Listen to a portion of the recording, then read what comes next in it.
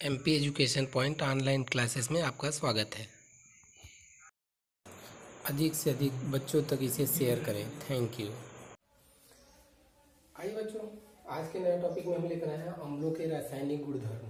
अभी पिछली टॉपिक में हम लोग बातचीत किए थे कि अम्ल क्या होते हैं, अम्ल की परिभाषा, अम्ल के जो तनु अम्ल प्रकार जो है, तनु अम्ल, सांद्र अम्ल, अम्ल को हम कैसे गाढ़े तनु मतलब सांद्र विलयन से तनु विलयन में कन्वर्ट करते हैं, प्रबल अम्ल क्या होते हैं, दुर्बल अम्ल क्या होते हैं, है ना।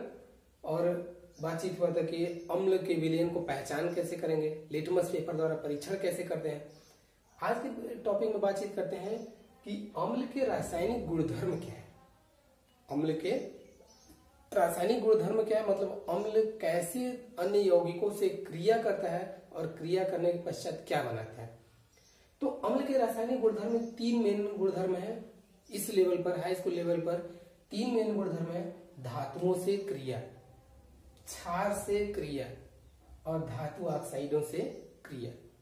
तो पहला टॉपिक डिस्कस करते हैं अम्ल की धातुओं के साथ क्रिया। पहला टॉपिक है अम्ल की धातुओं से क्रिया। जो अम्ल होते हैं जब किसी धातु के साथ क्रिया करते हैं, अम्ल किसी धातु के साथ क्रिया करते हैं तो क्या बनाते हैं, लवण बनाते हैं। क्या बनाते हैं, लवण बनाते हैं प्लस हाइड्रोजन गैस बना देते हैं। क्या करते हैं, अम्ल धातु के साथ जब क्रिया करते हैं तो लवण बनाते हैं और हाइड्रोजन गैस बनाते हैं। कैसे, एक समीकरण देखते हैं। जैसे हम एक अम्ल लेते हैं H2SO4, इसका नाम क्या है, सल्फ्यूरिक अम्ल। क्या नाम है, सल्फ्यूरिक अम्ल।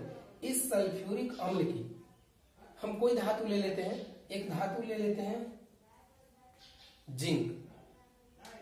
जब सल्फ्यूरिक अम्ल की जिंक धातु से क्रिया कराते हैं तो ये जिंक धातु सल्फ्यूरिक अम्ल के साथ जैसे ही क्रिया करता है तो ये लवण बना देता है। लवण क्या होते हैं, जब प्रबल धातु और धनायन और ऋणायन, तो ये धनायन हो गया, धातुएं हमेशा धनायन होती हैं तो ये धनायन, और ये जब ब्रेक करेगा, यहां से देखेंगे तो ये ब्रेक करेगा तो ये सल्फेट आयन मिलेगा। तो जिंक और सल्फेट आपस में जुड़ जाएंगे, ये बन जाएगा जिंक सल्फेट प्लस ये देख रहे हैं हाइड्रोजन, ये हाइड्रोजन H2 गैस के रूप में बाहर निकल जाएगी। अब ये जिंक सल्फेट है क्या, लवण, इसका नाम क्या है, जिंक सल्फेट।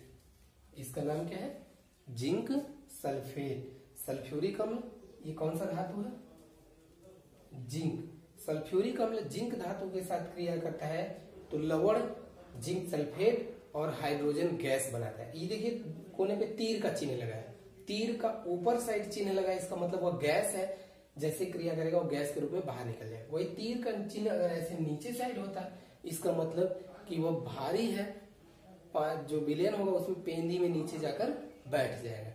तो ये क्या है, गैस है, इसलिए ऊपर निकल गया। ये जिंक परीक्षण है। प्रयोगशाला में हाइड्रोजन गैस जब बनाते हैं तो हाइड्रोजन गैस के बनाने की प्रयोगशाला विधि भी है। जिस समय इसको तैयार करते हैं तो जिस बीकर में, हम कोई बीकर ले लेते हैं, उसमें हम सल्फ्यूरिक अम्ल ले लें, कौन सा, H2SO4, और इसमें जिंक के कुछ टुकड़े यदि डाल दें तो इसके साथ क्रिया करके हाइड्रोजन गैस बनाना शुरू कर देगा, हाइड्रोजन गैस निकलने लगेगा। इस हाइड्रोजन गैस का परीक्षण कैसे पता चला कि हाइड्रोजन गैस ही है। इस हाइड्रोजन गैस जो है जैसे ही यहां से बर्तन से बाहर निकलेगा, बुलबुले के रूप में जैसे ही बाहर निकलेगा, बबल पट पट की आवाज ना, ये फट जाता है।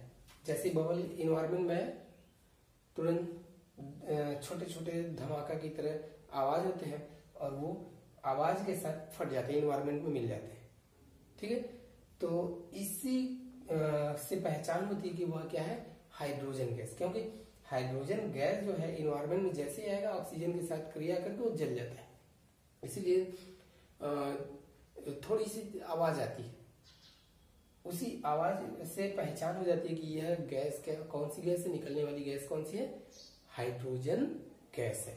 ठीक है, तो हाइड्रोजन गैस और कोई रिएक्शन लेकर देखते हैं। जैसे जिंक की जगह पे हम कैल्शियम डाल दें तो ये क्या बना लेगा, कैल्शियम सल्फेट और हाइड्रोजन गैस, तब यहाँ क्या बन जाएगा, CaSO4 या कैल्शियम सल्फेट बनेगा। यहाँ पे दूसरा धातु ले लें, मैग्नीशियम ले लें, ठीक, क्या बन जाएगा, मैग्नीशियम सल्फेट बन जाएगा, MgSO4 प्लस हाइड्रोजन गैस। मतलब अम्ल धातु के साथ क्रिया करके लवण और हाइड्रोजन गैस बनाता है। ठीक है, दूसरा रिएक्शन है क्षार से क्रिया। दूसरा रिएक्शन क्या है, क्षार से क्रिया। अम्ल जब किसके साथ, क्षार के साथ क्रिया करता है, ये लवण प्लस जल बनाता है। अम्ल जब क्षार के साथ क्रिया करता है तो वह लवण और जल बनाता है। देखिए कैसे, और ये इस क्रिया को ही उदासीनीकरण अभिक्रिया कहते हैं। अभी देखिए कैसे, कोई अम्ल ले लेते हैं, ये क्या है, हाइड्रोक्लोरिक अम्ल। क्या है, हाइड्रोक्लोरिक अम्ल। ये क्या है, क्षार। तो क्षार की जगह पे हम कोई से एक क्षार ले लेते हैं, ये है हाइड्रोक्लोरिक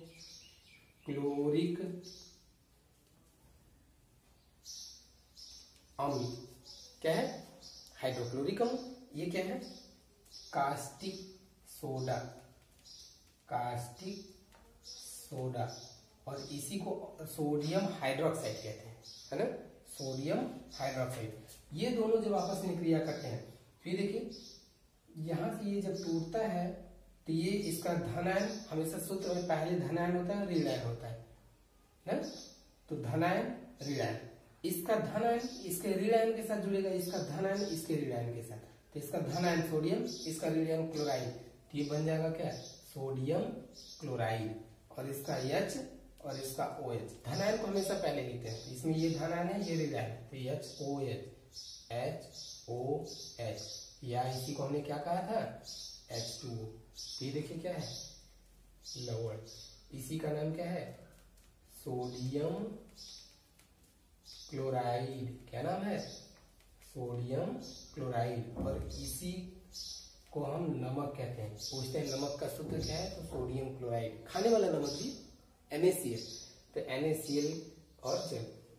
तो अम्ल हमेशा लवण के क्षार के साथ क्रिया करके लवण और जल बनाता है, और इसी क्रिया को हम कहते हैं उदासीनीकरण अभिक्रिया। जब आपसे पूछा जाए उदासीनीकरण अभिक्रिया क्या होती है, तो कहेंगे जब 1 मोल अम्ल और 1 मोल क्षार, इसके आगे कुछ नहीं लिखा है मतलब 1 अणु है, इसके आगे कुछ नहीं लिखा मतलब 1 अणु है, इसका मतलब 1 मोल, कुछ नहीं मतलब 1 मोल, 1 मोल अम्ल और 1 मोल क्षार आपस में क्रिया करके लवण और जल बनाते हैं, तो इस क्रिया को ही क्या कहते हैं, उदासीनीकरण अभिक्रिया। ठीक है, और इसी से रिलेटेड एक है उदासीनीकरण उष्मा। उदासीनीकरण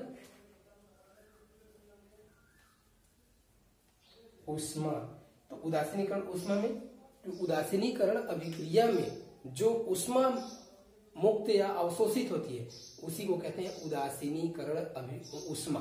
जैसे पर पूछा जाए आपसे उदासीनीकरण उष्मा क्या होती है, जब 1 मोल अम्ल और 1 मोल क्षार क्रिया करते हैं तो लवण और जल बनता है, इसी क्रिया को उदासीनीकरण अभिक्रिया कहते हैं, और इसमें प्रयुक्त उष्मा उदासीनीकरण उष्मा कहलाती है। देखिए तीनों एक में जुड़ गया, अम्ल की क्षार से क्रिया भी है, उदासीनीकरण अभिक्रिया भी है, और उदासीनीकरण उष्मा भी, तीनों एक ही में है।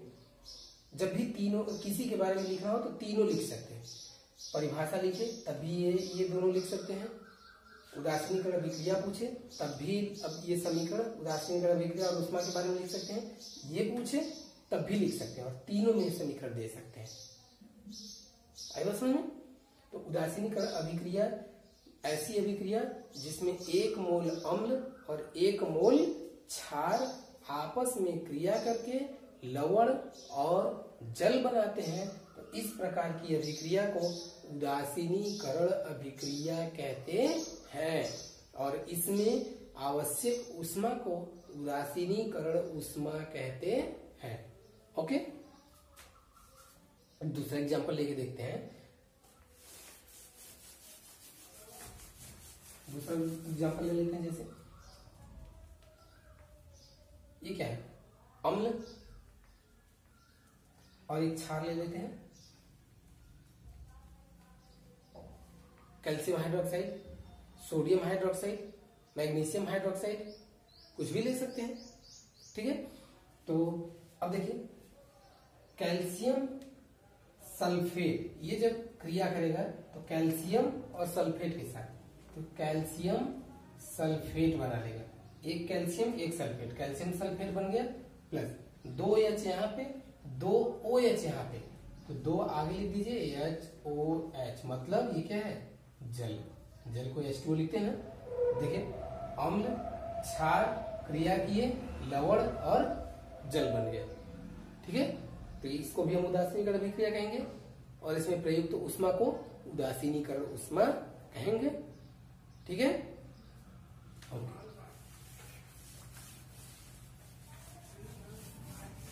तीसरी एक अभिक्रिया देखिए, धातु ऑक्साइडों के साथ क्रिया। किसके साथ? धातु ऑक्साइडों के साथ क्रिया। धातु ऑक्साइड मतलब जैसे कैल्शियम के साथ ऑक्सीजन जुड़ गया, हम कहेंगे धातु ऑक्साइड मतलब कैल्शियम ऑक्साइड। मैग्नीशियम के साथ जुड़ गया, कहेंगे मैग्नीशियम ऑक्साइड। सोडियम के साथ जुड़ गया, सोडियम ऑक्साइड, है ना। तो ये हो गया धातु ऑक्साइड कहते हैं। जब धातु ऑक्साइड की अम्ल से क्रिया करा देते हैं, ये अम्ल हो गए। जब धातु ऑक्साइड अम्ल के साथ क्रिया करता है तब भी लवण और जल बनता है। क्या बनता है? सूत्र के रूप में लिखते हैं, धातु ऑक्साइड जब क्या कर किससे क्रिया करता है? अम्ल से, तो क्या बनाता है? लवण प्लस जल बनाता है। अब देखिए धातु ऑक्साइड ये हो गया, अम्ल ये हो गया, और ये क्रिया किया तो लवण बनेगा। तो इसका देखो कैल्शियम और ये क्लोराइड है ना, तो ये बन जाएगा कैल्शियम क्लोराइड प्लस ये देखो हाइड्रोजन ऑक्सीजन, हाइड्रोजन ऑक्सीजन मिलके क्या बन जाएंगे? जल। लेकिन समीकरण संतुलित नहीं है। कैसे संतुलित करेंगे? इधर देखो कैल्शियम 1 क्लोराइड 1, लेकिन इधर क्लोराइड क्या है? 2। तो क्लोराइड 2 करने के लिए यहाँ नहीं, जब भी समीकरण संतुलित करना होता है तो हमेशा आगे लगाते हैं। 2 क्लोरीन की जरूरत है, आगे 2 लिखते हैं। ठीक है, कभी भी समीकरण संतुलित करना हो तो हमेशा बीच में नहीं लिखते, हमेशा संतुलित करने के लिए उसके आगे लिखते हैं कहीं भी समीकरण में। तो हमने 2 क्लोरीन की जरूरत थी तो आगे 2 लिख दिया, तो CaCl2 हो गया। अब 2 यहाँ लिखे तो हाइड्रोजन भी 2 हो गया, 2 हाइड्रोजन और 1 ऑक्सीजन, देखो H2O बैलेंस हो गया। हो गया धातु ऑक्साइड अम्ल के साथ क्रिया करके लवण और जल बनाता है। तीसरा देखो नेक्स्ट समीकरण, मैग्नीशियम और इसको सल्फ्यूरिक अम्ल के साथ क्रिया करा दो। मैग्नीशियम ऑक्साइड अम्ल के साथ क्रिया करेगा। अब देखो मैग्नीशियम और सल्फेट, ये क्या बना देगा? MgSO4 हो जाएगा। मैग्नीशियम सल्फेट, ये हाइड्रोजन और ये ऑक्सीजन प्लस जल। सोडियम के साथ देखो सोडियम ऑक्साइड हो गया, नाइट्रिक अम्ल ले लो HNO3 नाइट्रिक अम्ल। ठीक है, तो ये सोडियम और ये नाइट्रेट क्या बन जाएगा? Sodium nitrate. देखो यहाँ 2 सोडियम, यहाँ 1 नाइट्रेट है, यहाँ भी 2 नाइट्रेट की जरूरत पड़ेगी, तो 2 ले लेते हैं। तो ये हो जाएगा सोडियम NaNO3, सोडियम नाइट्रेट बन जाएगा, प्लस इसका 2 हाइड्रोजन 1 ऑक्सीजन H2O। ये हो गया लवण, ये हो गया जल। क्लियर हो गया? तो ये अम्ल के रासायनिक गुण हो गए, 3 मेन गुण डिस्कस किए, बाकी बातें अगली क्लास में डिस्कस करेंगे। Okay, thank you.